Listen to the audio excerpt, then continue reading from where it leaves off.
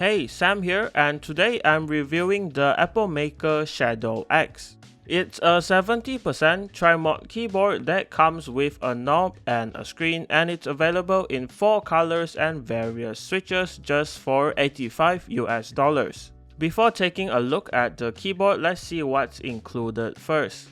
Included in the box is a quick start guide so you can find out everything about the keyboard here. A braided cable with gold-plated connectors that is Type A to Type C, a 2-in-1 switch and keycap puller, 3 extra switches, and a few extra keycaps to change up the look of the keyboard. The Shadow-X is mostly plastic, and I would say it's not that heavy, around 900 grams or 1.9 pounds. As I said before, the keyboard has a 70% layout, but it's slightly different. It has the standard 60% layout here on the left side, and the extra keys separated to the right side with the knob and the screen here. Here is the side profile of the keyboard, and the height can be increased with the height adjustable feet on the bottom. Besides that, you can also see the ASA profile keycaps included. Here is how the other side with the knob looks like. It's practically the same. On the front, it's clean, there's no logos or branding, and it has a front height of 19mm if you're wondering. On the back of the keyboard, it's clean too, there's just the Type-C port and the 2.4 GHz USB dongle here in the middle. On the bottom, there's 4 rubber feet, the 2 height adjustable feet previously shown, and access to the 8 screws holding the case together. So let's talk about the knob. The knob functions as the on-off switch, so you can toggle in between all of your Bluetooth devices and the 2.4 GHz dongle. The knob is removable and replaceable too, so any knob with a 6mm inner diameter will fit. Just make sure it's not wider than 1.8mm to fit in between the keycaps.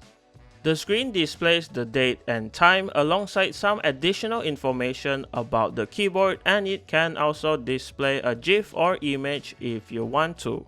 You just have to press function and page down to switch in between the home pages.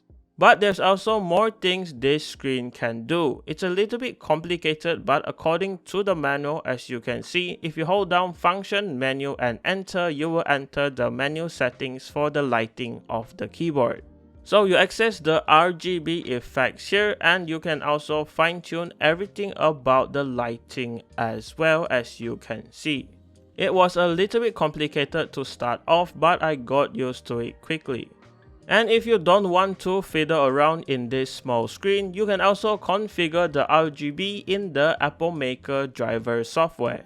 Of course, besides adjusting the lighting, you can also configure all of the layers and keys, change the function key combinations, add or create macros, and most importantly, upload images and GIFs to the keyboard here. To do this, you just have to select a picture or GIF from your computer and import it into the software. Once that is done, you just have to press upload and it will upload into the keyboard. It will take a few seconds to load, but once it's done, it looks pretty good.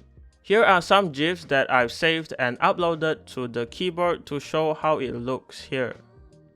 Moving on to the keycaps, they are double shot PBT in this ASA-like profile. Honestly, they fit the keyboard and look pretty good. But these keycaps don't allow the RGB to shine through much, so that's the only downside I see. The thickness of the keycaps is just alright, it's only 1.2mm, which I guess is fine here. Anyways, here is how the keyboard looks with the extra yellow keycaps included. Personally, I like it better without the yellow keycaps. For the switches, I chose the Epomaker Wisteria linear switch. It's a 5-pin switch that actuates at 45 grams, and I like it because it comes with factory loop and a 20.4mm extra long spring inside. Plus it sounds great too, which you will hear in the typing sound test. The plate mounted stabilizers come like this. They come pre-looped and sound pretty good even though the feet on the bottom are not clipped. So I'm impressed and kinda disappointed at the same time. The PCB is 5-pin hot swap with a south-facing layout, so you don't have to worry about the switches and keycaps. Most of it will fit here with no problems. Alright, now let's take a look at the mods and components inside. The keyboard is simple to open up. You just have to remove the knob and the 8 screws on the bottom holding the case together and disconnect the 2 cables connecting to the daughter board and the battery. In the bottom case, there's a thick piece of silicone surrounding the battery to help dampen the typing noise. And in between the plate and the PCB, there's a PET insulation film, a piece of Poron switch pad, and a pre-cut Poron plate form to help with the sound. The plate here is polycarbonate, so it flexes a little, and it's also gasket mounted with these grey silicone sleeves on the sides of the plate. These gaskets just sit in between the top and bottom case. On the back of the PCB, there's a ribbon cable for the screen and all of the hot swap sockets, which are from Kel. So that was all of the mods and components included in the Epomaker Shadow-X, and I'm pretty satisfied with all of the stuff included. Anyways, here is the typing sound test. I think you will like how it sounds.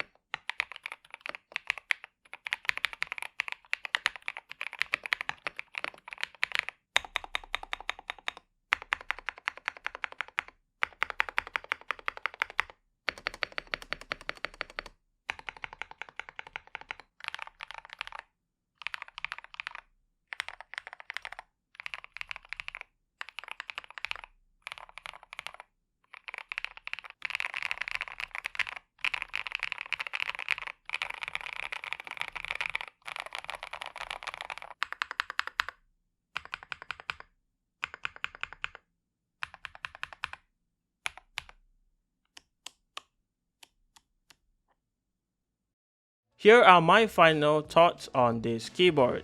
This keyboard has a nice design, a practical layout, a knob, a screen, and pretty good mods included. For $85 I think it's perfect. To be honest, I don't really have anything negative to say about it. So if you're interested in getting the Epomaker Shadow-X, it will be linked in the description below.